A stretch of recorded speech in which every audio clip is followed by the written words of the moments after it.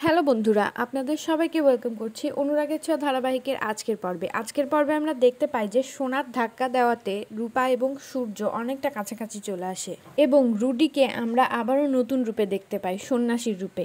হ্যাঁ বন্ধুরা, এগুলোই আমরা দেখতে যাচ্ছি অনুরাগের ছোঁয়া ধারাবাহিকের আজকের পর্বে। তো আজকের পর্বের শুরুতে আমরা দেখতে পাই সোনা দীপাকে ধাক্কা দেয়। সোনার ধাক্কা দেওয়াতে দীপা যখন পড়ে যেতে যায়, ঠিক সেই সময় সূর্য দীপাকে ধরে ফেলে। দুজন একজন আরেকজনের অনেক কাছাকাছি চলে আসে এবং সূর্য দীপার মুখের দিকে অবাক হয়ে তাকিয়ে থাকে।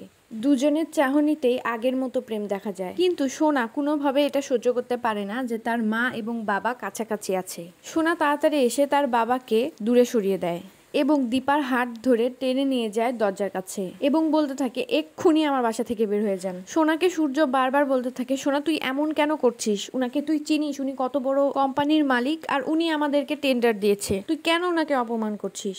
তখন সোনা তার বাবাকে বলে, বাবা তুমি কিছুই জানো না, এই মহিলা এই ব্যবহারেরই যোগ্য, উনি যা করেছে তোমাকে আমি কিছুই বলবো না, আস্তে আস্তে তুমি সবটা জেনে যাবে। এই বলে দীপাকে ওখান থেকে বের করে দেয় সোনা। অন্যদিকে দীপা দরজার বাইরে দাঁড়িয়ে থেকে কান্না করতে থাকে এবং বলে, সোনা একদিন তুই ঠিকই বুঝতে পারবি তোর মা তোর ভালোর জন্যই সবকিছু করেছে এবং রুডি যে একজন খারাপ ছেলে ছিল সেটাও তুই জেনে যাবি। তোর মা তোর ভালোর জন্যই সবকিছু করেছে, সবকিছু তুই বুঝবি, কিন্তু অনেকটা দেরি হয়ে যাবে। অপরদিকে আমরা দেখতে পাই দিল্লিতে কুন্তলা যেই ফ্ল্যাটে থাকে, ঠিক সেই ফ্ল্যাটেই রুডি তার নতুন রূপ নিয়ে হাজির হয়। ফ্ল্যাটে ঢুকে রুডি তার মাকে বলে, মম। তখন রুডিকে দেখে কুন্তলা তার ছেলেকে জড়িয়ে ধরে এবং বলে, কতদিন পর তোকে দেখছি, সারা বিশ্ব জানে যে তুই মারা গেছিস, কিন্তু একমাত্র আমি জানি যে তুই মারা যাসনি, তুই আমার ছেলে তুই তোর দাদুর সাথে হওয়া প্রত্যেকটা অন্যায়ের প্রতিশোধ নেবে, আমি জানি। কুন্তলা রুডিকে বলে, যে করে হোক রুডি, ওই সেনগুপ্ত পরিবারকে তোর হাত ধ্বংস করতে হবে। তখন রুডি বলে, মম তুমি কোনো চিন্তা করো না, ওদের আমি ধ্বংস করেই ছাড়বো, তুমি আমাকে যা বলবে আমি তাই করব। কি বোকা ওরা, সবাই মনে করেছে আমি মরে গেছি, কিন্তু মম আমি তো বেঁচে আছি।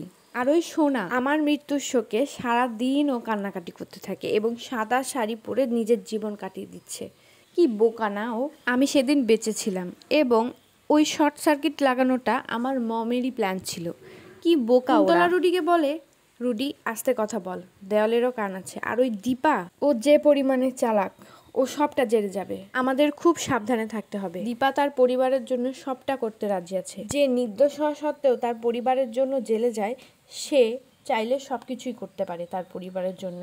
আমাদের খুব সাবধানে থাকতে হবে, এবার আমাদের কোনোভাবেই ধরা পড়া যাবে না। দীপা অত্যন্ত চালাক, ওর মাথায় কি ঘুরছে আমরা কিন্তু কিছুই জানি না। উর্মি আমাদের প্ল্যান মোতাবেক সূর্যকে ওষুধ খাওয়াচ্ছে যেন সূর্য দীপাকে ভুলে যায়, কিন্তু এটা ভুললে চলবে না যে উর্মি দীপারই বোন, উর্মি যে কোনো সময় বদলে যেতেই পারে, তাই আমাদের খুব সাবধানে থাকতে হবে এবং সব সময় তাদেরকে চোখে চোখে রাখতে হবে। কাল সেনগুপ্ত পরিবারের প্রত্যেকেই মন্দিরে যাবে, রুডি তুইও যাবি ছদ্মবেশে, কেউ যেন তোকে ধরতে না পারে। তখন রুডি বলে, মম তুমি কোনো চিন্তা করো না। অন্যদিকে আমরা দেখতে পাই সেনগুপ্ত পরিবারের প্রত্যেকেই দিল্লির একটা নামকরা মন্দিরে যায়, দীপাও সেখানে যায়। কিছু গুন্ডা ওখানে ছিল, সোনাকে দেখে আজে বাজে কথা বলতে থাকে। ঠিক তখনই তাদের সামনে দীপা চলে আসে এবং দীপা এসে সোনাকে বাঁচায়, কিন্তু গুন্ডাগুলো দীপার দিকেও তেড়ে আসে। ঠিক সেই সময় সূর্য দীপার সামনে চলে আসে এবং হুঙ্কার দিয়ে সবাইকে জানায়, আমার পরিবারের দিকে কেউ চোখ তুলে দেখলে আমি তাকে শেষ করে ফেলবো, এবং গুন্ডাগুলোকে ধোলাই করে এবং মন্দির থেকে সূর্য গুন্ডাগুলোকে বের করে দেয়।